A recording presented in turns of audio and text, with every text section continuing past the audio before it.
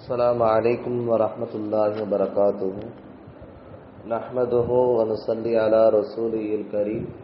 أما بعد، قال الله سبحانه وتعالى في القرآن العظيم والفرقان المجيد بعد أعوذ بالله من الشيطان الرجيم بفضل بسم الله الرحمن الرحيم.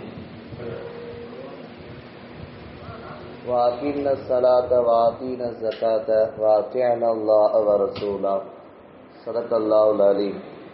وقال أيضا سبحانه وتعالى في القرآن العظيم وَلَهُنَّ مِثْلُ الَّذِي عَلَيْهِنَّ بِالْمَعْرُوفِ صدق الله العليم. وقال نبينا محمد صلى الله عليه وسلم في حديثه الشريف أيما امرأة صلى صلاة خمسها وصامت سهرها وأطاعت بعلها وأحسنت فرجها فلتدخل أي أبواب شئت أو كما قال صدق رسول الله صلى الله عليه وسلم. எல்லா புகழும் அல்லாஹ் ஜல்லஷானு தஆலா ஒருவனுக்கே உரித்தாக.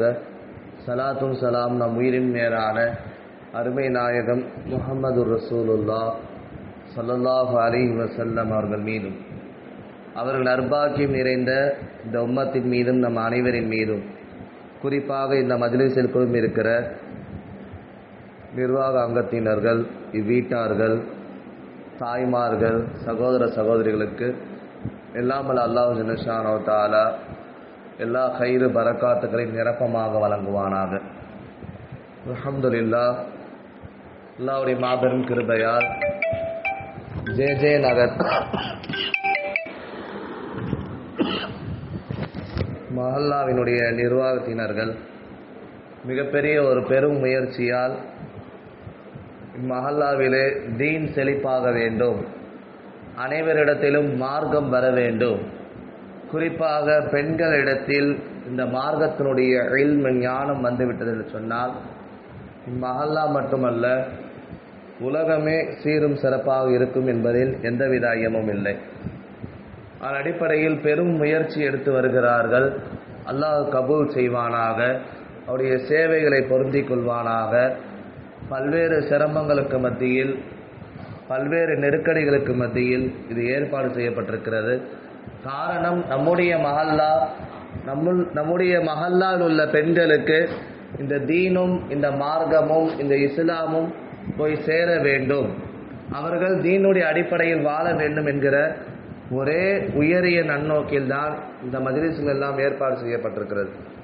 சென்ற முறை நாம் வந்த பொழுதே நாம் சொன்னோம், அதன் அடிப்படையில் மக்தப் மதரசாக்கள் இப்பொழுது நிஸ்வான் மதரசா ஆரம்பிக்க போவதாக சொல்லியிருக்கிறார்கள். இன்னும் நிறைய முன்னேற்றங்கள் மார்க்க ரீதியாக வர வேண்டும். அது இந்த ஊருக்கு மட்டுமல்ல, மஹல்லாக்கு மட்டுமல்ல, ஒட்டுமொத்த உலகத்திற்கு அது முன்மாதிரியாக அமையும். என்று சொன்னால், ஒரு பெண் என்பவள், பெண்கள் என்பவர்கள் இஸ்லாத்தின் கண்கள் என்பதாக சொல்லுகிறார்கள்.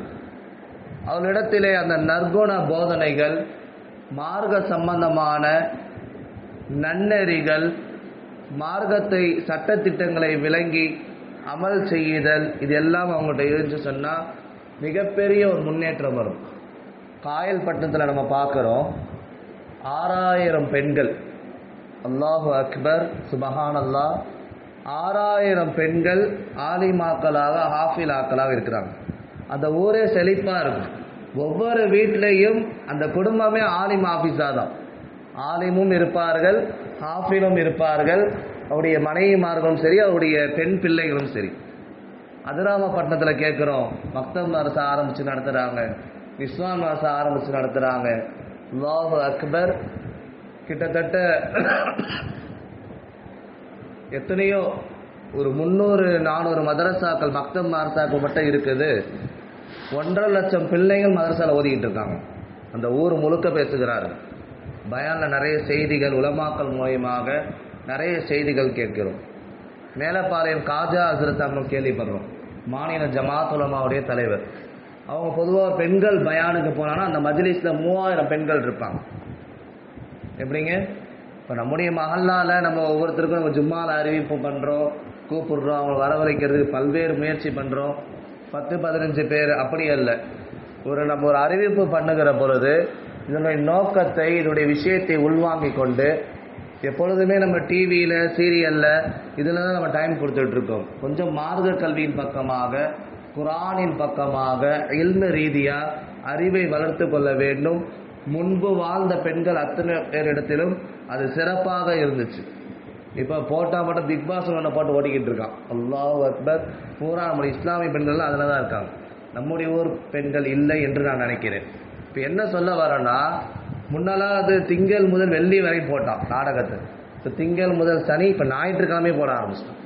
முழுக்க முழுக்க ஆன்லைனில் இந்த விஷயங்கள், டிவி டெலிவிஷன் விஷயங்களில் முழுக்க பெண்கள் அமர்ந்து கொண்டிருப்பதை நாம் பார்க்கிறோம்.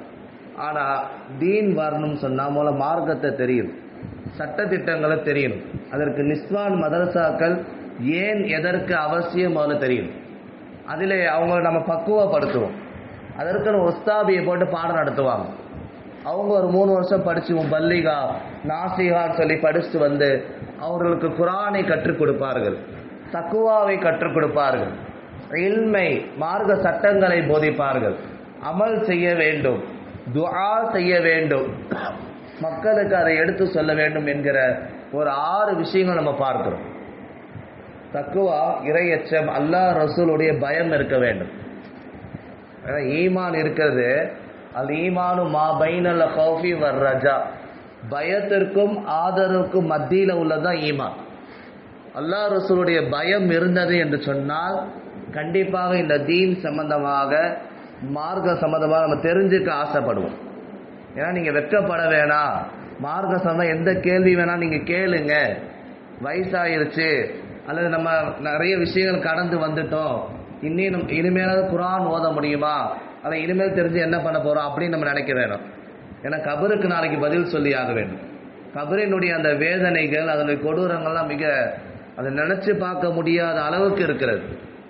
அப்போது மார்க்கத்தை விளங்க வேண்டும்.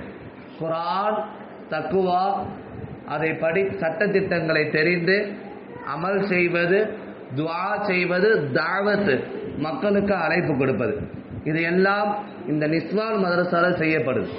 மக்களுக்கு அந்த ஓதக்கூடிய குடும்ப பெண்களாக இருந்தாலும் சரி, வாலிப பெண்களாக இருந்தாலும் சரி, அதற்கு தனி கோர்ஸ் கிதாபுகள் இருக்கிறது. அதை நடத்தி அவர்களை வழி நடத்துகிறார்கள். நேரான உயரிய நேரிய பாதையை கொடுத்து இன்னைக்குள்ள பெண்கள் ஒரு மஹல்லால ஒரு பெண் வழி தவறுவதற்கு காரணமாக இருக்க அத்தனை பேரும் அல்லாஹ் பிடிப்பான் நாளைக்கு மறுமையில். அது இமாமா இருக்கட்டும், நிர்வாகனராக இருக்கட்டும், அந்த ஊரே பிடிக்கப்பட்டது. அப்போது அந்த பெண்ணை வழி தவற விடாமல் அவளுக்கு ஷரியத்தை போதிக்க வேண்டும். மார்க்கத்தை, தீனை, இஸ்லாத்தை நாம் கொடுத்தோம் என்று சொன்னால் அவங்க குடும்பம் மூலம் சீர்திருத்தமாகும். அதற்கு பின்னால் அந்த மஹல்லா சீர்திருத்தம் பெறும். அடிப்படையில் தான் இங்குள்ள நிர்வாகத்தினர்கள் மிகப்பெரிய ஒரு பெரும் முயற்சியால் நிஸ்வான் மதரசா ஆரம்பிக்கிறதாக சொல்லியிருக்கிறார்கள். அல்லாஹ் கபூல் செய்வானாக. குடும்ப பெண்கள், உங்களுக்கு எந்த நேரம் தோதுவாக இருக்குமோ அந்த நேரத்தை நீங்கள் ஒரு 1 hour, ஒரு ½ an hour கொடுத்தீங்கன்னா எங்களால் முடிந்த அந்த தீனுடைய கல்வியை, நாங்கள் கற்ற கல்வியை, குர்ஆனை, ஹதீஸை, நற்குணங்களை, நபிகள் நாயகம் ஸல்லல்லாஹு அலைஹி வஸல்லம் வரலாறுகளை, அன்றாட துஆக்களை, என்னென்ன அடிப்படை சட்டங்கள் தேவையோ இது எல்லாத்தையும் நம்ம கற்றுக் கொடுத்து விடுவோம். உஸ்தாபி உங்களுக்கு கற்றுக் கொடுத்துருவாங்க. நீங்கள் தெரிஞ்ச விஷயத்தை மக்களுக்கு, நீங்கள் உங்களுடைய குடும்பத்தார்களுக்கு, உங்களுடைய அக்கம்பக்க வீட்டுக்கு கற்றுக் கொடுக்க முடியும். ஏன்னா குர்ஆன் விஷயத்தில் தஜ்வீதோட ஓதும் ரொம்ப முக்கியம். குர்ஆனை தஜ்வீதோட ஒரு எழுத்து அல்லது ஒரு புள்ளி மாறுச்சுன்னா டோட்டலாக எல்லாமே மாறிடும், பாவத்தாலி ஆயிரும். அல்லாஹ் காப்பாற்றும். ருப்பகாரின் எக்ரஹூனல் குர்ஆன், சில காரிகளே குர்ஆன் ஓதுகிறார்கள். அந்த குர்ஆன் அவர்களை சபிக்கிறது. யாருங்க? 3 வருஷம் ஹாஃபிஸ் குர்ஆன் ஓதி முடிக்கிறாங்க. அவங்க தராவியில் அதை முறைப்படி தொழு வைக்கிறாங்க. அவங்களே மிஸ்டேக் பண்ணிட்டா, அல்ல தஜ்வீதில் கொஞ்சம் முன்ன பின்ன வந்துச்சா, அல்ல தடுமாற்றம் ஏற்பட்டால் அந்த குர்ஆன் அவர்களை சபிக்கிறதுன்னு இருக்கு. இப்போ குர்ஆனை பற்றியே நமக்கு தெரியல, அதனுடைய எழுத்தினுடைய உச்சரிப்புகள், அதை எப்படி வாசிக்க வேண்டும், அதை எப்படி இஜ்ஜா செய்ய வேண்டும், எழுத்து கூட்ட வேண்டும் இதையெல்லாம் அந்த நிஸ்வான் என்கிற மதரசாவில உஸ்தாதிகள் உங்களுக்கு கற்றுக் கொடுப்பார்கள். அடிப்படை விஷயங்களை கற்றுக் கொடுப்பாங்க. அதை தெரிஞ்சு ஓதுகிற பொழுது அல்ஹம்து, ஒவ்வொரு எழுத்துக்கும் ஒரு உச்சரிப்பு இருக்கிறது, தொண்டை எழுத்துக்கள் இருக்கு. ஒவ்வொரு எழுத்தும் எங்கிருந்து அது ஒலி பெற்று வெளியே வரும். பல்லுல இடிக்குமா, தொண்டையில அது வாய் நிறைய சொல்லணும். சில எழுத்துக்களை வல்லீனமாக சொல்லணும், சில எழுத்துக்களை மெல்லீனமாக சொல்லணும். மாற்றி வாசிட்டா டோட்டலா அர்த்தமே மாறிடும். அதெல்லாம் கற்றுத்தரக்கூடிய ஒரு பாடசாலை தான் நிஸ்வான் என்கிற மதரசா. உலகத்துல தமிழகத்து மட்டும் இல்ல, இந்தியாவில வெளிநாட்டுல எல்லா இடங்களும் இன்னைக்கு மக்தப் மதரசாக்கள் இருக்கிறது. வெளிநாடுகள் கூட இருக்கிறது. வெளிநாடுகளே நம்ம கேள்விப்படுறோம். தீனியாத் மக்தப் மும்பையில் ஆரம்பிச்சாங்க. இன்னைக்கு உலகம் முழுக்க இருக்கு அந்த கோர்ஸ். அனைவருக்கும் ஈஸியாக இருக்கு, இலகுவாக இருக்கு. ஸ்கூல் பாட அந்த திட்டத்தின் அடிப்படையிலே இதுவும் அது போன்றே வைத்திருக்கிறார்கள். பிரைமரி கோர்ஸ் அப்படி சில கோர்ஸ் வகையாக வச்சிருக்கிறாங்க. 5 வருஷத்துல அவர் ஒரு ஆலிம் ரேஞ்சுக்கு இல்லைனா கூட ஒரு மார்க்கத்தினுடைய ஒரு குறிப்பிட்ட பகுதியாக தெரிஞ்சு வெளியே வந்துடுவார். அடிப்படை விஷயங்களை தெரிஞ்சு வெளியே வந்துடுவார். அந்த மாதிரி நிஸ்வான் மதரசாக்களும் ஏற்பாடு பண்ணியிருக்கிறார்கள். இன்னைக்கும் நிறைய பேர் பட்டம் வாங்குறாங்க. முபல்லிகா, முஅல்லமா பட்டம் வாங்கி இன்னைக்கும் ஆசிரியராக நிறைய பேர் இருக்கிறார்கள். அது போன்று இந்த மஹல்லாவிலே உருவாக்க வேண்டும் என்கிற நன்னோக்கில் செயல்பட்டு கொண்டிருக்கிறோம். அல்லாஹ் கபூல் செய்வானாக, ஹிதாயத்து தருவானாக. ஒரு பெண் என்பவள் ரொம்ப முக்கியமானவள். எந்த வரலாறு, நபிமார்களுடைய வரலாறு, சஹாபாக்களுடைய வரலாறு, ஒரு பெண் இல்லாமல் யாரும் வர முடியாது, கடக்க முடியாது. சையதுனா மூசா அலைஹிஸ்ஸலாத்து வஸ்ஸலாம் அவர்களுடைய வாழ்க்கை வரலாறு எடுத்து பார்த்தா அவங்களுடைய உம்மு மூசா, அவங்க தாயார் பின்னாடி இருப்பாங்க. தாயார் பின்னாடி இருந்து வழிகாட்டியதை குர்ஆன் பேசுகிறது. சையதுனா ஜக்கரியா அலைஹிஸ்ஸலாத்து வஸ்ஸலாம் அவர்களுடைய வரலாறு எடுத்து பார்த்தா மரியம் அலைஹிஸ்ஸலாம் உள்ள இருப்பாங்க. ஃபிரௌன் அவருடைய வரலாறு எடுத்து பார்த்தா உள்ள ஆசியா அம்மா இருப்பாங்க. சையதுனா ஷுஐப் அலைஹிஸ்ஸலாத்து வஸ்ஸலாம் அவங்களுடைய வரலாறு எடுத்து பார்த்தா உள்ள ஒரு 2 பெண்கள் இருப்பாங்க. இப்படி குர்ஆன் வழி நெடுகிலும் ஹதீஸ்களிலும் நிறைய நீங்க பார்த்தீங்கன்னா பெண்களை குறித்து அவர்களுடைய மார்க்க சம்பந்தமான விஷயங்களை குறித்து நிறைய நமக்கு கிடைக்குது. ஆதாரபூர்வமான சான்றுகள் எல்லாம் இருக்குது. இன்னைக்கு மிகப்பெரிய மார்க்க மேதைகளான புகாரி ரஹ்மத்துல்லாஹி அலைஹி, அபு ஹனீஃபா, இங்க சிறந்த இமாம்கள் எல்லாம் இந்த மார்க்கத்தை எடுத்து சொல்றாங்களே, இவங்களுக்கு பின்னாடி அவங்களுடைய தாயார் இருந்திருக்கிறாங்க. அப்போ ஒரு பெண் என்பவள் அவரிடத்திலே தீனும் தக்குவாவும் இஹ்லாசும் மார்க்கம் வந்துவிட்டால் மிகப்பெரிய ஒரு புரட்சி ஏற்படும், மிகப்பெரிய ஒரு முன்னேற்றம் வரும் என்பதை நம்ம பார்க்கிறோம். ஹதீஸ்ல அண்ணல் நபி ஸல்லல்லாஹு அலைஹி வஸல்லம் சொல்றாங்க, பொதுவா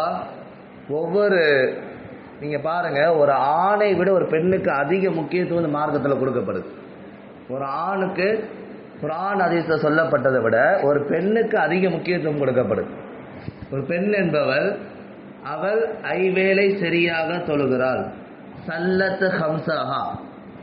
இப்போ நம்மலாம் தொழுதா சொர்க்கம், அஜ்ஜு செஞ்சா சொர்க்கம், நோன்பு வச்சா சொர்க்கம், அதில் ஜக்காத்து கொடுத்தா தனித்தனி சொர்க்கங்கள் இருக்கு. ஆனால் ஒரு பெண் என்பவள், அண்ணல் நபி ஸல்லல்லாஹு அலைஹி வஸல்லம் சொல்றாங்க, இந்த எல்லா சொர்க்கமும் யாருடைய கால்ல இருக்கு? அல் ஜன்னத்து தஹ்த அக்தாமில் உம்மஹாத்தி. சொர்க்கமே தாயின் காலடியில் கொண்டு போய் எல்லாம் வச்சு. அண்ணல் நபி ஸல்லல்லாஹு அலைஹி வஸல்லம் சொல்றாங்க, சல்லத்து ஹம்சஹா, அவள் ஐவேளை தொழுகைகளை சரியான முறையில் பேணுகிறாள். சாமத்து ஷஹ்ரஹா, ரமலான் மாதத்தில் நோன்பு பிடிக்கிறாள், அல்லது மாதத்தில் 3 நாட்கள் நஃபிலா நோன்புகள் இதெல்லாம் சரியாக பிடிக்கிறார்.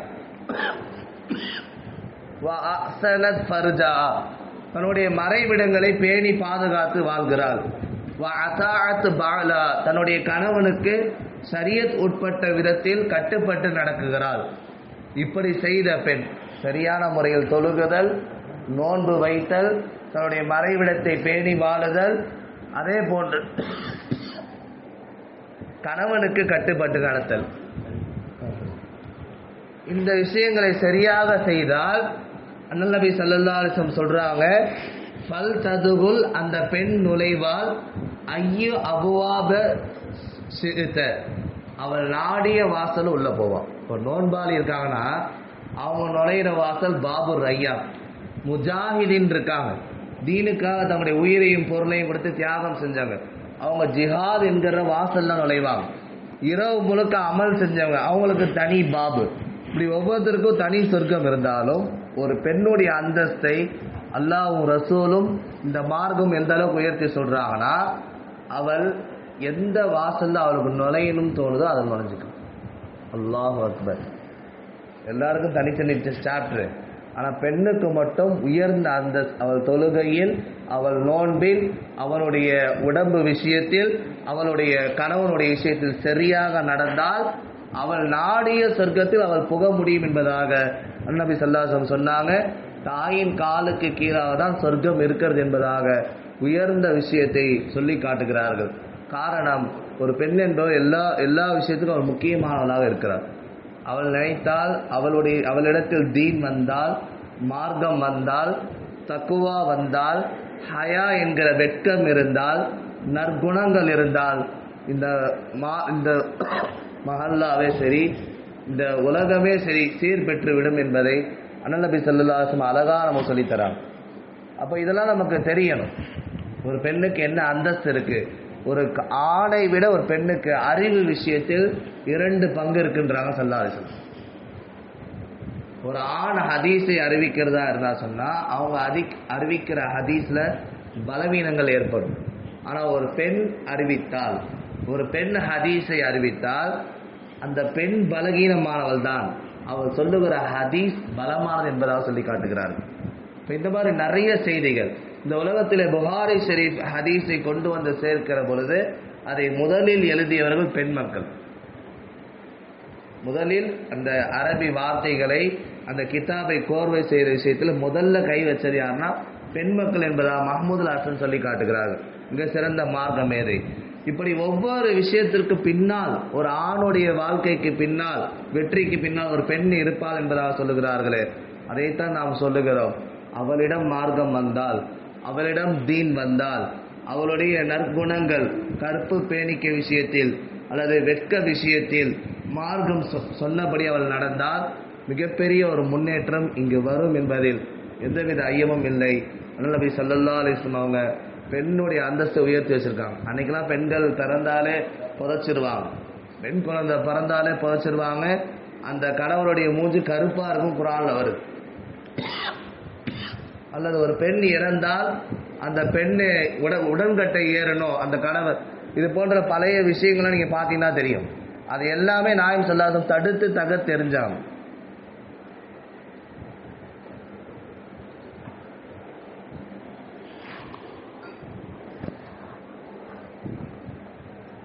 அதே போல் குறிப்பாக மக்தப் விஷயம். பொதுவாக நம்முடைய பிள்ளைங்களை என்ன பண்ணுறோம், ஸ்கூலில் சேர்க்கறதுக்கு ஆர்வம் காட்டுறோம். அவன் நல்லா படித்து வரணும், அவன் டாக்டர் ஆகணும், அவன் இன்ஜினியர் ஆகணும், நிறைய படிப்பு அவன் படிக்கணும், அபா கிளாஸ் என்னென்னமோ கணித கணக்கு விளக்கு நிறைய தனிப்பட்ட கிளாஸ்லாம் அனுப்புகிறோம். அதே போல் மதரசாவுக்கு நம்ம அனுப்புகிறோமா, அதனுடைய சிறப்பு என்ன, அதனுடைய மகத்துவம் என்ன, அதனுடைய நன்மைகள் என்ன, அதை நம்ம யோசிக்கணும். குர்ஆனில் ஒரு எழுத்து அலீஃபுன்னு போனால் 10 நன்மை. இதை நம்ம தெரிஞ்சு வச்சிருக்கோமா? இதுவே ரமலான் மாசத்துல ஒருத்தர் அலீஃபுன்னு ஓதுறாரு, 700 நன்மை. எப்படிங்க 700 நன்மை? ஒரே ஒரு அலீஃப் இருக்கு, ஒரு ஏபிசிடி சொன்னா ஒரு நன்மையும் கிடையாது. இந்த உலகத்திற்காக, உலக ஆதாயத்திற்காக வேண்டி நம்ம படிக்கிறோம். அது படிக்கிறது மார்க்கத்தில் அனுமதி இருக்கு. ஆனா அதுதான் அசல் என்று நம்ம விளங்கி வச்சிருக்கோம். அதனுடைய அவன் படிச்சா சம்பாதிப்பான், நல்லா இருப்பான் நினைக்கிறோம். ஆனால் கபருக்கு மறுமைக்கு நம்ம எப்படி பதில் சொல்வோம்? நம்மளுடைய அமலுடைய தயாரிப்பு என்ன இருக்கு? அன்னைக்கு அல்லாஹ் முன்னாடி அவனுடைய சமூகத்தில் நம்ம எப்படி நிற்போம் என்பதை யோசிச்சு பார்க்கணும். அந்த பயம் வரணும். குர்ஆன் விஷயங்கள், அஹ்லாக் நற்குண விஷயங்கள், ஹதீஸ் விஷயங்கள், இதெல்லாம் இந்த மக்தப் மதரசாவுடைய அடிப்படையிலிருந்து நம்ம பிள்ளைங்களுக்கு சொல்லித்தரும். அந்த ஸ்கூலுக்கு கொடுக்குற முக்கியத்துவத்தில் ஒரு 10% நம்ம மார்க்கத்துக்காக கொடுக்கணும். நம்முடைய பிள்ளைங்களை ஒரு ஆலிமா, ஒரு ஹாஃபீஸா நம்ம ஆக்கிறதுக்கு முயற்சி செய்யணும். ஒரு ஹாஃபீஸை நம்ம படிக்க வச்சு அவரை உருவாக்கினோம் என்று சொன்னால் அவர் 10 பேர் சொர்க்கத்துக்கு கேள்வி கணக்கெல்லாம் கூட்டு போகிறோம். அல்லாஹ் அக்பர். இதெல்லாம் யோசிச்சு பார்க்கணும். ஒரு ஆலிமை படிக்க வைத்து ஆலிமாக்கி அவரை சமூகத்து தந்தால் அவர் மூலம் நிறைய பேர் சீர்திருத்தம் பெறுவாங்க. அவங்க 40 பேர் கேள்வி கணக்கெல்லாம் சொர்க்கம் கூட்டு போக முடியும் என்பதாக ஹதீஸ்ல நம்ம பார்க்குறோம். கேள்வி கணக்கே இல்லாமல். அப்போது என்னைக்கா நம்ம நினச்சிருக்கோமா, காயல்பட்டினத்தில் 6000 பெண் பிள்ளைகள் ஆலிம் ஆஃபீஸ் தான் இருக்காங்க. நம்முடைய பெண் பிள்ளைகளை நம்ம படிக்க வச்சோமா, நிஸ்வான் மார்சாக்கு நம்ம அம்சமா, ஒரு பல்லிகாவாக, அல்லிமாவாக, தீனை தெரிந்தவளாக, குரானை கற்றவள், ஹதீஸை கற்றவள் நம்ம ஆக்கணுமா? யோசிச்சு பார்க்கணும். நிறைய சிறப்பு. ஒருவர் கல்விக்காக தன்னுடைய வீட்டை விட்டு வெளியேறினார் சொன்னால் மலக்குமார்கள் ரெக்கையை விரிக்கிறார்கள். அவர் ஆலிமோ ஆபீஸா ஆகிவிட்டார். ஒருவர் தன்னுடைய பிள்ளையை, பெண் பிள்ளையோ ஆண் பிள்ளையோ ஆபீஸ் ஆகிட்டாங்கன்னா நாளைக்கு மறுமையில எல்லா நபிமார்களும் இருப்பார்கள். எல்லா மக்களும், அந்த நபிமார்கள் கூட்டத்துக்கு பின்னால் எல்லா மக்களும், கோடிக்கணக்கான மக்கள் நிற்பாங்க. அங்கே ஒரு மேடை அமைக்கப்பட்டு தன்னுடைய பிள்ளையை ஹாஃபில் ஆக்குனதுக்காக வேண்டி அல்லாஹ் ரப்புல் ஆலமீன் அந்த தாய் தந்தைக்கு ஆடை, புதிதாக ஆடை அணிவிக்கப்பட்டு, கிரீடம் அணிவிக்கப்பட்டு கண்ணியப்படுத்துவான். இந்த சிறப்புலாம் அவங்களுக்கு தெரியுமா? இப்போ எவ்வளவு பெரிய அல்லாஹ்வுடைய சன்னிதானத்தில் ஒட்டுமொத்த நபிமார்களுக்கு முன்னால், கூட்டத்தார்களுக்கு முன்னால் அந்த யார் ஓதுனாரோ அந்த பையனுடைய, அந்த பெண்ணுடைய தகப்பனாரை, பேரண்ட்ஸை, பெற்றோரை 2 பேரையும் கூட்ட அல்லாஹ் ஒட்டுமொத்த மக்களுக்கு முன்னால் கண்ணியப்படுத்துகிறான்னு சொன்னால் அவருடைய கலாம் ஷரீஃபுக்கு அவ்வளோ மதிப்பு இருக்கு, அவ்வளவு அந்தஸ்து, கண்ணியம் இருக்கு. அப்போ இது போன்ற பாக்கியங்கள்லாம், இதோடைய சிறப்புகள்லாம் நம்ம தெரியும். இது தெரிஞ்சு நம்முடைய பிள்ளைகளை அனுப்பணும். அவன் ஒரு விஷயத்தை கற்று அதை பிறருக்கு கற்றுக் கொடுக்கிறான், அவர்களும் அதே போன்று செயல்படுகிறார்கள். அந்த நன்மை அவனுக்கு வந்து கொண்டே இருக்கும். உங்களில் யார் சிறந்தவங்க? கைருக்கும் அந்த அல்லமல் குரான, முதலில் அவர் குரானை கற்று அதை பிறருக்கும் கற்றுக் கொடுப்பார் அல்லவா, அவர் சிறந்தவர் என்பதாக அனல் நபி ஸல்லல்லாஹு அலைஹி வஸல்லம் சொன்னார். 7 வருஷம் தாய் தந்தையை விட்டு மதரசாவுக்கு வந்து தீனுக்காக நம்ம தியாகம் செஞ்சு குரான், ஹதீஸ், ஃபிக்ஹ் போன்ற கிதாபுகள் எல்லாம் மோதி இன்னைக்கு அல்லாஹ் ரப்புல் ஆலமீன் என்னை உங்கள்கிட்ட பேசுறதுக்கு ஒரு பாக்கியம் கொடுத்தான் பாருங்க. அப்போ இதெல்லாம் அவனுடைய நாட்டம். மிகப்பெரிய ஒரு தியாகம், குர்பானி நம்ம செஞ்சாதான் அவனுடைய மார்க்க கல்வி, அவன் நாடியவருக்கு மார்க்க கல்வியை கொடுப்பான் என்பதாக இருக்கு. மை யரீதுல்லாஹ கைரை ஃபக்கீஹு ஃபித்தீன், அல்லாஹ் யாருக்கு நாடுகிறானோ அவர்களுக்கு மார்க்க கல்வியை கொடுப்பேன் என்பதாக சொல்றான். இப்போ இந்த மாதிரி நம்ம மார்க்கத்தை கற்று அதன் அடிப்படையில் முதல்ல நம்ம நடக்கணும். அதே போன்று மக்களுக்கு அவர்களை வழிநடத்த வேண்டும். குறிப்பாக நிஸ்வான் மதரசாக்கள், மக்தப் மதரசாக்கள் இந்த ஒரு மஹல்லாவுக்கு ரொம்ப இம்பார்ட்டன்ட். அது இல்லை என்று சொன்னால் நிறைய மக்கள் வழி தவறிடுவாங்க. நிறைய மக்கள் இன்னைக்கு முர்த்தத்தாய் போகிறாங்க. அதோடைய விளக்கத்தில் உலமாக்கள் கிதாபில் எழுதுகிற பொழுது, ஒரு மஹல்லாவில் மக்தப் இல்லை என்று சொன்னால், ஒரு மஹல்லாவில் பெண்களுக்கு மார்க்க கல்வி இல்லை என்று சொன்னால் நிறைய முர்த்தத்தை, மத மாற்றத்தை நீங்கள் பார்ப்பீர்கள் என்று சொன்னால் நீங்கள் அதை தான் நடக்குது. கண்கூடா நம்ம பார்த்துக்கிட்டு இருக்கோம். போல தீனுடைய அடிப்படை விஷயங்கள் விளங்குறதுக்கு நம்ம முயற்சி செஞ்சுக்கிட்டு இருக்கோம். ஆனால் நீ மக்தப், நம்முடைய பிள்ளைங்களுக்கு அந்த அடிப்படை கல்வியும், நம்முடைய பெண் பிள்ளைங்களுக்கு தீனுடைய கல்வி நம்ம கொடுக்கலன்னா அவங்க மதம் மாறி போவதை நம்ம பார்க்குறோம். நிறைய நடக்குது. அல்லாஹ் காப்பாற்றுவானாக. எனவே நீங்கள் உங்கள் மஹல்லால நிறைய முயற்சி செஞ்சு பெண்களுக்காக தனியாக அந்த நிஸ்வான் மதரசாவை கண்டிப்பாக அதிலே உருவாக்குங்கள். அதிலே குரான், தக்குவா, அமல், திக்ர், துவா, தாவத் இது போன்ற விஷயங்கள் எல்லாம் அந்த கிதாப் வழியாக அந்த ஆசிரியை உஸ்தாபி அவர்கள் நடத்தி தருவார்கள். கண்டிப்பாக கொஞ்சம் நேரம் காலையோ அல்லது மதியானமோ ஒரு 1/2 hour 1 hour பெண்கள் நீங்கள் ஒதுக்குனீங்கன்னு சொன்னால் உங்கள்கிட்ட முதல்ல தீன் வந்துடும்.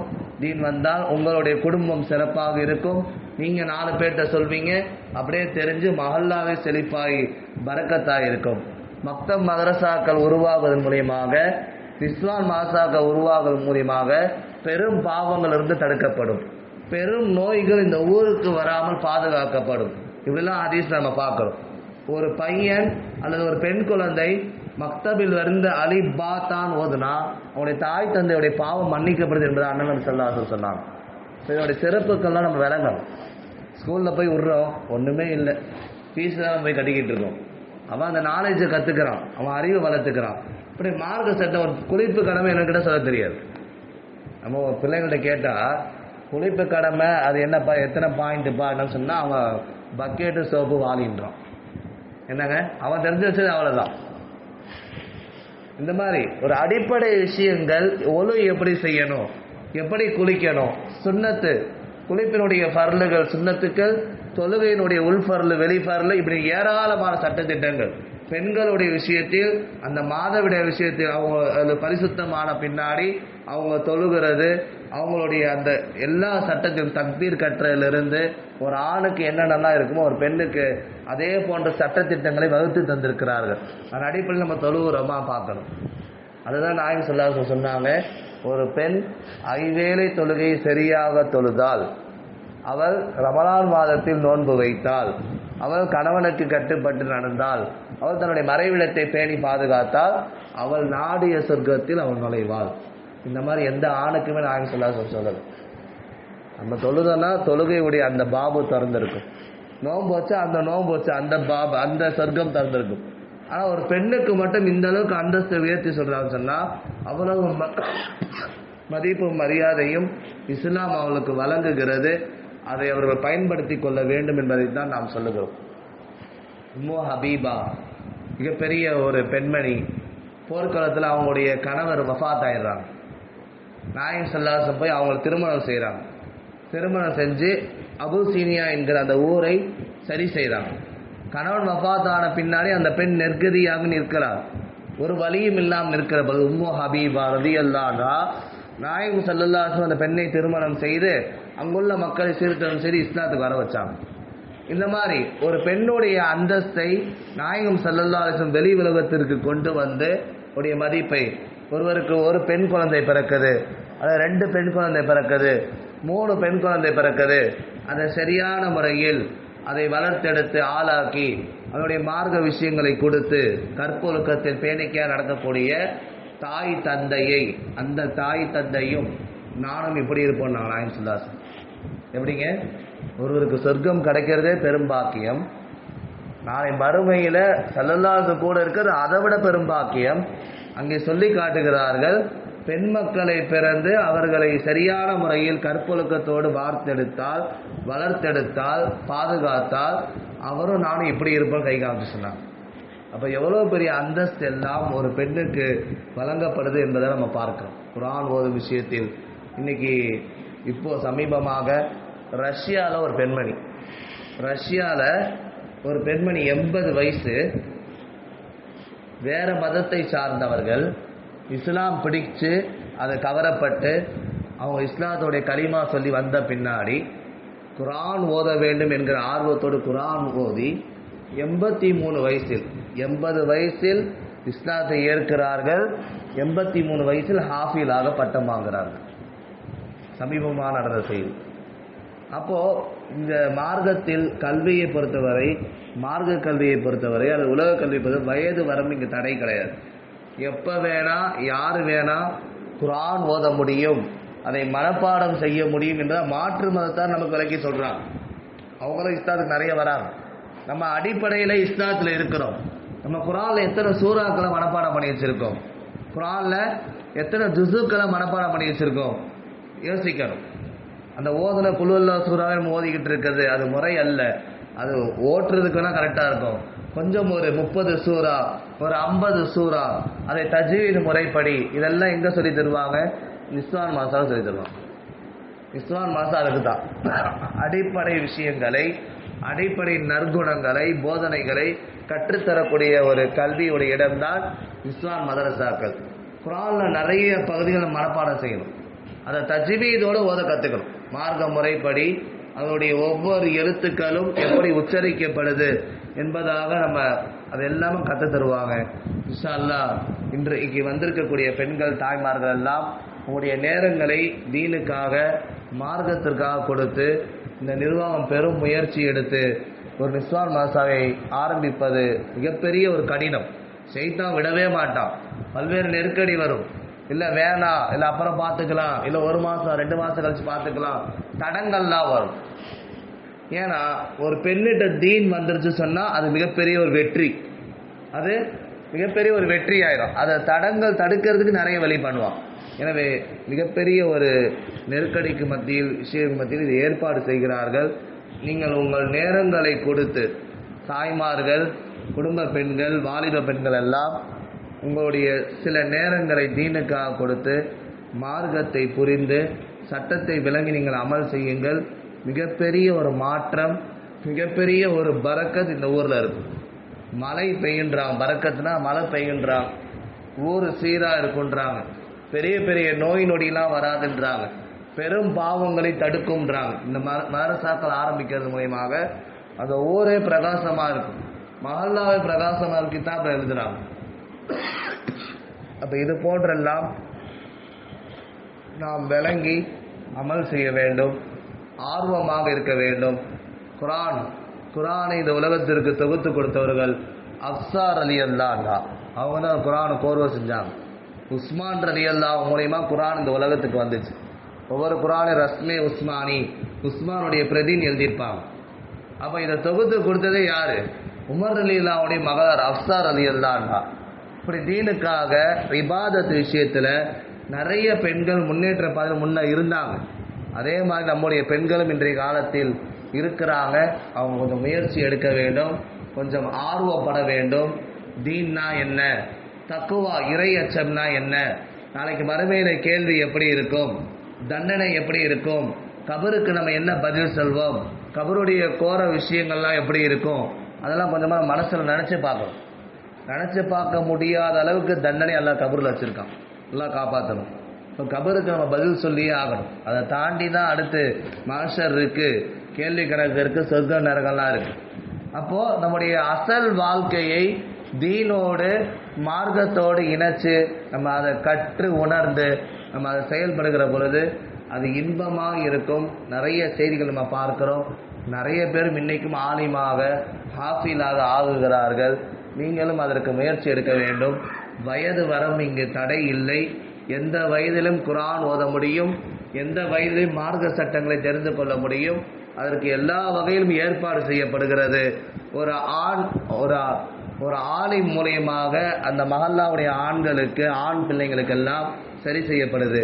ஒரு ஆலிமாவான பெண் மூலியமாக அந்த மஹல்லாவுடைய பெண்களுக்கெல்லாம் அனைத்து விஷயங்களும் போதிக்கப்படுது. உலகம் முழுக்க நிஸ்வான் மாசா இருக்கு, ஆயிரக்கணக்கான நிஸ்வான் மாசா இருக்கு. ஒவ்வொரு வருஷமும் எத்தனையோ பேர்கள் பட்டம் வாங்கி வெளியே வருகிறார்கள். அவர்களுடைய மஹல்லாவிலே சீர்திருத்தம் செய்கிறாங்க. இப்போ நீங்கள் நியத் வைக்கணும், நம்முடைய மஹல்லாவிலும் சில பேர் ஆலிமாக்களாக, ஹாஃபிலாக்களாக, ஆலிம்களாக நம்முடைய பிள்ளைகளை உருவாக்க வேண்டும், அவர்கள் வர வேண்டும். நம்ம நியத் வைக்கணும். அதுக்கு நம்ம யாருமே நியத் வைக்கிறது கிடையாது. நியத் வச்சாதான் அல்லாஹ்வுடைய உதவி கிடைக்கும். சமீபமாக கத்தரில் ஒரு கால்பந்து ஆட்டம் நடந்துச்சு. 4 கோடி மக்கள் அங்கே ஒன்று கூடியிருக்காங்க. 4 கோடி மக்கள் ஒன்று கூடிய இடத்துல ஒரு பாதி உடம்புள்ள ஒரு மனிதனை கூப்பிட்டு அந்த இடத்துல தாவத்து, மிகப்பெரிய ஒரு கால்பந்து ஆட்டம்லாம் ஆரம்பிக்கிறாங்கன்னா அது கோலாகலமாக அவருடைய ஓப்பனிங் இன்னிங்ஸ்லாம் இருக்கும். இப்போ மக்கள்லாம் நிறைய பேர் வருவாங்க. அந்த இடத்துல அந்த நாட்டினுடைய அரசர் தீனை போதிக்கணும் என்கிற ஒரே அடிப்படையில் அவருக்கு உடம்பே பாதி தான் இருக்குது, பார்த்துருப்பீங்க. கீழே அவருக்கு எந்த உறுப்புமே இல்லை, கால் எதுவுமே இல்லை. அவரை கூப்பிட்டு வந்து அவரை ஒரு சேரில் உட்கார வச்சு அவங்க கிராத்து ஓதுறாங்க.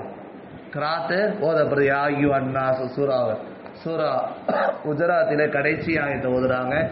எல்லா மக்களும் சமம், எல்லாரும் ஒருவருக்கொருவர் இன்ட்ரடியூஸ் பண்ணி வைக்கிறது தான் குலம் கோத்திரம். இங்கே மாறுபடுறதே தக்குவா. இன்னும் அக்கிரமக்கும் இந்தல்லாஹி, உங்களுடைய தக்குவாவை வைத்து தான் அல்லாஹ் முடிவு செய்ய என்பதாக அந்த ஆயத்தை 4 கோடி மக்கள் ஒன்று கூடி இருக்கக்கூடிய ஸ்டேஜில் அவர் ஓதுறாரு. கூப்பிட்டு வந்து ஓத வச்சாரு. 2 லட்சம் பேர் இஸ்லாத்துக்கு வந்தாங்க. ஸ்பாட்லேயே 2 லட்சம் பேர் இஸ்லாத்தில் வந்தாங்க. இந்த மாதிரி அந்த குழந்தை, அந்த ஓதக்கூடிய அந்த நபரின் மூலமாக வரலாறு எடுத்து பார்க்குற பொழுது அவங்களுடைய தாயார் இந்த பிள்ளையை பெற்றெடுக்கிற பொழுது அவங்களுடைய ஃபேமிலி டாக்டர் சொல்லிட்டாங்க, இந்த பிள்ளை பாதி உடம்பு தான் இருக்குது, கீழே கால்லாம் இல்லை, நீங்கள் இதை அபார்ட் பண்ணிடுங்க, இந்த குழந்தைய வேணாம் அப்படின்னு சொன்னார். இது அல்லாஹ் எனக்கு கொடுத்த ரிசுக்கு, இதை போக்குறதுக்கும் அழிக்கிறதுக்கும் எனக்கு எந்த உரிமையும் இல்லை. அந்த தாயார் அன்னைக்கு ரொம்ப பிடிவாதமாக இருந்து குழந்தை பிறந்த அவங்க தகப்பனார்கிட்ட, கணவன்கிட்ட கேட்குறாங்க, இந்த பிள்ளைக்கு வலது காலாக எல்லா சப்போர்ட்டாக நான் இருப்பேன், இடது காலாக நீங்க இருப்பீங்களா சொல்லி அனுமதி வாங்கி அந்த பிள்ளையை பிறக்க வச்சு வளர்த்தெடுத்து 4 கோடி மக்களுக்கு முன்னாடி அவர் பேசுறாரு, ஓதுறாரு. அந்த ஆயத்தில் சொல்லப்பட்ட விஷயம் இதுதான். இங்கே எல்லா மக்களும் சமம், ஒருவருக்கொருவர் அறிந்து கொள்வதற்காக வேண்டி அல்லாஹ் குலம் கோத்திரத்தை அனுப்பி வச்சான். இன்ன அக்ரமக்கும் இந்தல்லாஹி, அல்லாஹ்விடத்தில் சிறந்தவர்கள் தக்குவாதாரிகள், இரையச்சமுடையவர்கள் என்பதான் பார்க்கிறோம். சொல்ல வருகிற விஷயம், அந்த தாய் மட்டும் அந்த குழந்தையை அபார்ட் பண்ணியிருந்தா இன்னைக்கு இவ்வளோ பேர் முன்னாடி அவர் ஓதி இருக்க முடியாது, இஸ்லாத்துக்கும் வந்திருக்க முடியாது. மிகப்பெரிய ஒரு தியாகம்லாம் செய்கிறாங்க, பெண்கள் தியாகம் செய்கிறாங்க, உயிரை கொடுக்குறாங்க, பாடுபடுறாங்க. இஸ்லாத்தில் முதல் ஷஹீதான பெண்மணி சுமையார் ரலியல்லாஹு அன்ஹா. போன தடவை அந்த போய் நம்ம சொன்னோம். அந்த பெண்மணி தீனுக்காக, ஈமானுக்காக உயிரே கொடுத்தாங்க. அவங்க ஃபேமிலியே தீனுக்காக தியாகம் செஞ்சுருக்காங்க. இந்த மாதிரி முன்னாடி உள்ள வரலாறுலாம் நீங்கள் எடுத்து பாருங்கள், பார்க்கவே இல்லாது அவ்வளோ பிரமிப்பாக இருக்கும். சில விஷயங்கள் அழுகையே வரும், உள்ளத்திலே பிரதிபலிப்பை உண்டாக்கிவிடும். எனவே தீன் வர வேண்டும், மார்க்கம் வர வேண்டும், அடிப்படை சட்டத்திட்டங்கள், ஈமான் விஷயங்கள் தெரிந்து கொள்ள வேண்டும். அதற்கு உருவாக்கப்பட்டது தான் இந்த நிஸ்வான் மதரசாக்கள். எனவே கண்ணியமிக்க தாய்மார்களே, பெண்மணிகளே, உங்களுடைய நேரங்களை மார்க்கத்திற்காக கொடுத்து இதனுடைய கல்வியை கற்றுக்கொள்ளுங்கள். நீங்கள் தான் இந்த மார்க்கத்திற்கு மிக முக்கியமானவர்கள் என்பதாக அண்ணல் நபி அல் உம்மு மதரசத்துல் ஊலா, ஒரு தாய் தான் முதல் பள்ளிக்கூடம் என்பதாக நாம் ஹதீஸிலே பார்க்கிறோம். அடிப்படையில் உங்கள் நேரங்களை கொடுத்து தியாகம் செய்து நீங்கள் மார்க்கத்தை கற்று அதை பிறருக்கும் கற்றுக் கொடுங்கள். நீங்கள் இது போன்ற சரியான முறையில் நடந்தால் நீங்கள் நினைத்த சொர்க்கத்தில் நீங்கள் போக முடியும் என்பதாக அண்ணல் நபி ஸல்லல்லாஹு அலைஹி வஸல்லம் சொன்னாங்க. அதே போன்று மக்தப் விஷயத்திலும் கொஞ்சம் கவனம் செலுத்துங்க. அரேபியர்கள் அப்படின்னா ஒரு குழந்தை பிறந்துச்சுன்னா 4 வருஷம் கழிச்சு 4 மாதம் கழிச்சு 40 நாள் கடந்தவொடனே கொண்டு வந்து பாசாவில் சேர்த்துருவாங்க. அரேபிய வழக்கில், அரபு நாட்டில் இப்படி ஒரு வழக்கம் இருக்குது. குழந்தை பிறந்துச்சுன்னா 4 வருஷம் கழிச்சு 4 மாதம் கழிச்சு 40 நாளில் கொண்டு வந்து மதரசாவில் விட்டு அவங்கள படிக்க வைப்பாங்க, ஓத வைப்பாங்க. அந்த முன்னாடி அன்றைய காலத்தில் அரிசி மாதிரி போட்டு அலீஃப்லாம் எழுதி காமிப்பாங்க, நிறைய விஷயங்கள்லாம் செய்வாங்க. அந்த மாதிரி இன்றைக்கி மக்தப் அரசால நம்முடைய பிள்ளைகளை 5 வயதான நம்ம சேர்க்கிறோம். 5 வயசுக்குள்ளாக இருந்தால் அவர்கள் வந்து பழகுவதற்கும் அனுமதி இருக்குது. எப்படி ஓதுறாங்க, எப்படி கற்கிறாங்க பார்ப்போம். பிள்ளைங்க பார்த்து அதே போல் ஓதும், ஆசை வரும். இப்போ இந்த மாதிரி இங்கே எல்லா வசதியும் இருக்குது. ஜேஜேநகர் மஹல்லாவில் எல்லா வசதியும் நிர்வாக பெருமக்கள் ஏற்படுத்தி கொடுத்திருக்கிறார்கள்.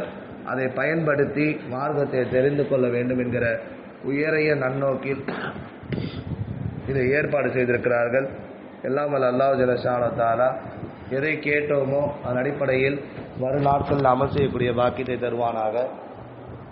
கொஞ்சம் ஆர்வமாக பெண்கள் எல்லாம் இப்போ இந்த பயானில் எத்தனை பேர் வந்திருக்குன்னு தெரியாது. அடுத்த தடவை வரும்போது இன்னும் கொஞ்சம் கூட்டமாக பக்கத்து வீட்டில் சொல்லி, அது அவங்கள்ட்ட சொல்லி, இவங்கள்ட்ட சொல்லி, நிறைய பேர் ஒரு மஜ்லிஸ்க்கு வருகிற பொழுது இது போன்ற ஒரு நல்ல செய்திகளை கற்பதற்கு அல்லாஹ் நமக்கு உதவி செய்யலாம், கேட்கறதுக்கு அல்லாஹ் வாய்ப்பு தருகிறான். எனவே நம்ம 4 பேர்ட்டு சொல்லி கூட்டு வரணும். அது எப்படிலாம் வழி கெடுக்கலாம் செய்தான் பார்ப்பான். இன்னைக்கு இல்லை, லீவு, அதில் வீடு பூட்டி இருக்கு, அப்படி செய்தான் என்ன பண்ணுவான், வழி கெடுப்பான். அப்படி அல்ல, நம்ம கொடுக்கறது வாரத்தில் அல்ல 2 வாரத்துக்கு வரைக்கும் கொஞ்ச நேரம் அல்லாஹ் ரசூலுக்காக கொடுக்கிறோம். அதில் 4 சட்டத்திட்டங்களை, அதில் 4 நற்செய்திகளை தெரிந்து கொள்கிறோம். எனவே இது நமக்கு போதாது. நீங்கள் கேட்ட விஷயங்களை மற்றவங்களுக்கு எடுத்து சொல்லணும், அவங்கள்ட்ட சொல்லணும். இப்படியே 4 செய்தி மக்கள்கிட்ட போகிற பொழுது அவர்களும் விழிப்புணர்வு அடைவார்கள். இறுதியாக ஹாரூன் ரஷீத் மன்னர் அவங்க என்ன பண்ணாங்கன்னா, உமர் இப்னு அப்துல் அஜீஸ் 2ஆம் உமர் சொல்வாங்க. உமர் ரலியல்லாஹு அவங்க தீனுக்காக ஆட்சி செஞ்சவங்க, 2வது கலீஃபா. அவங்களுக்கு பின்னாடி உமர் இப்னு அப்துல் அஜீஸ் சொல்லி மிக சிறந்த மன்னர். 2.5 வருடம் அவங்க ஆட்சி செஞ்சுருக்காங்க.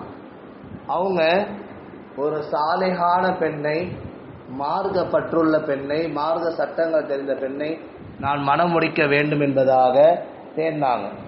தேர்ந்தப்போ அந்த ஊரில் ஒரு மன்னருடைய மகளை நிக்கா செஞ்சாங்க. அந்த அம்மா பேர் ஃபாத்திமா. நிக்கா செஞ்சோடனே அவங்களுடைய குடும்பமே கலீஃபாவில் வரக்கூடியவங்க. கலீஃபால 7 கலீஃபால இருந்து வரக்கூடிய பெண் தான் அந்த ஃபாத்திமா என்கிற பெண். அவர்களை நிக்காஹ் செய்து அதற்கு பின்னால் ஆட்சி அதிகாரம் வேண்டும் என்பதால் துவா செய்தார்கள். ஆட்சி அதிகாரம் கிடைத்தது. 2.5 ஆண்டு ஆட்சி செஞ்சாங்க. ஒருத்தர் கூட அங்கே ஏழை கிடையாது, ஒருத்தர் கூட நோய்வாய்ப்பட்டவங்க கிடையாது, அவங்க ஆட்சியில் ஒருத்தர் கூட கஷ்டப்பட்டவங்க கிடையாது. அந்த அளவுக்கு நீதமாக ஆட்சி செஞ்சாங்க. அதற்கு பின்னால் தானும் கலீஃபாவாக ஆக வேண்டும் துவா செய்தார்கள். அல்லாஹ் கலீஃபாவா ஆக்குனா ரொம்ப சிறப்பாக வாழ்ந்தாங்க 2.5 வருஷம். எந்த அளவுக்குன்னா தெருக்கோடியில் உள்ளவங்களுக்கு கூட எல்லா உணவு தானியங்கள் எல்லாமே கொடுக்கப்பட்டுச்சு. எல்லா மக்களும் பணக்காரர்களாக இருந்தார்கள், வறுமையே அங்கே இல்லாமல் இருந்துச்சு. அவருடைய 39 வயசில் வஃபாத் ஆகுறாங்க குறுகிய காலகட்டத்தில்.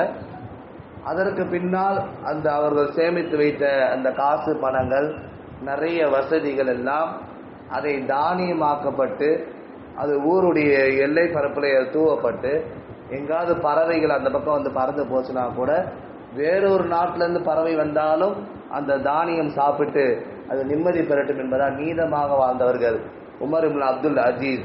அவருடைய மிகப்பெரிய முன்னேற்றத்திற்கு காரணம் அந்த ஃபாத்திமா அம்மா.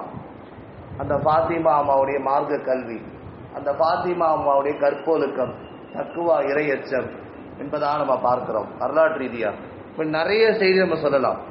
ஒவ்வொரு குடும்ப வாழ்க்கைக்கு பின்னாலும் ஒரு பெண் இருந்துதான் அந்த கணவரை தூக்கி விட்டிருப்பாள், அந்த கணவனை நேரிய பாதையில் கொண்டு போய் சேர்த்திருப்பார் என்பதாக நிறைய வரலாற்று சான்றுகள்.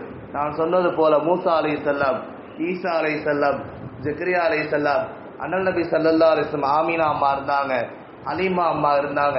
ஒவ்வொருடைய வாழ்க்கைக்கு பின்னாலும் சில பெண்கள் அவர்களை சிறந்த முறையில் வார்த்தெடுத்து நம்ம பார்க்கிறோம்.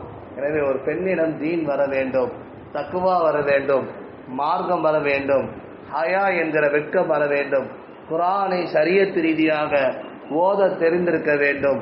இப்படியெல்லாம் கற்றுத்தருவதற்கு இஸ்வான் மதரசா என்பது அடிப்படை கல்வி ஏற்பாடு செய்திருக்கிறார்கள். அதில் கொஞ்சம் நேரம் கொடுங்கள், குர்ஆனை கற்றுக்கொள்ளுங்கள், ஹாஃபிலா குர்ஆனை மனப்பாடம் செய்யுங்கள். குர்ஆனை ஒரு நாளைக்கு 3 ஆயத்து அல்லது 10 ஆயத்தை மனனம் செய்து முக்கியமான மன்சில் என்று சொல்லப்படக்கூடிய யாசீன், வாக்கியா, தபாரக்கல்லதி அல்லது அர்-ரஹ்மான் இது போன்ற சிறப்பு மிக்க சூறாக்கள் அல்லது மன்சில் என்று சொல்லப்படக்கூடிய சில முக்கியமான ஆயத்துக்களை மனப்பாடம் செய்து நீங்கள் வாழ்க்கையை கழிக்கிற பொழுது, அமல் செய்கிற பொழுது அந்த வாழ்க்கை இன்பமாக இருக்கும் என்பதில் எந்தவித ஐயமும் இல்லை. அண்ணன் நபி ஸல்லல்லாஹு அலைஹி வஸல்லம் அவங்க அதை தான் நமக்கு சொல்லி காமிச்சாங்க. சஹாபைய பெண்மணிகள் எல்லாம் அப்படிதான் வாழ்ந்தாங்க. கதீஜா அம்மா, ஆயிஷா அம்மா இந்த உலகத்திற்கு அதிகமாக ஹதீஸ்களை 2000 ஹதீஸ்களுக்கு மேலாக அறிவித்தவர்கள் ஆயிஷா ரலியல்லாஹு அன்ஹா, அண்ணல் நபி ஸல்லல்லாஹு அலைஹி வஸல்லம் உடைய மனைவி. இப்போ எல்லாத்துலேயும் பாருங்க, தீன்ல, கல்வியில, ஒழுக்கத்துல, கற்பொழுக்கத்துல, மார்க்கத்துல எல்லாத்துலையும் சிறந்து விளங்கியவர்கள் அன்றைய காலத்து பெண்கள். இன்றைய காலத்து பெண்கள் கொஞ்சம் பொடுபோக்காக, கொஞ்சம் அசால்ட்டாக அல்லது தெரிந்தும் தெரியாமல் இருக்கிறார்கள். அவர்களுக்கு முழுமையாக போதிக்க வேண்டும். அதற்கு அடிப்படை இஸ்வானிலே நாம் போதிப்பது குர்ஆன், ஹதீஸ், தக்குவா, அமல் செய்வது, திக்ரு செய்வது, துவா செய்வது, தாவத் அழைப்பு கொடுப்பது, இதெல்லாம் இதில் கற்றுக் கொடுப்பார்கள். எனவே நீங்கள் அதை கற்று உணர்ந்து பயன்பெற வேண்டும் என்கிற உயரிய நன்னோக்கில் இஸ்வான் மதரசா ஏற்பாடு செஞ்சிருக்கிறாங்க. இன்ஷா அல்லாஹ் கண்டிப்பாக கலந்து கொள்ளுங்கள். மிகப்பெரிய வெற்றி அல்லாஹ் தருவான்.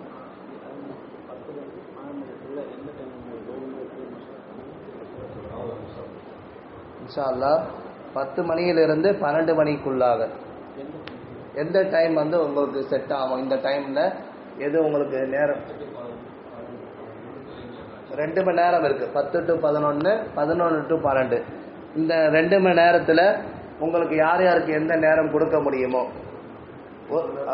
1 மணி நேரம் கொடுக்கறதுக்கு இன்ஷா அல்லாஹ் நீங்கள் மசூரா பண்ணிட்டு சொல்லுங்கள் நிர்வாகத்தில்.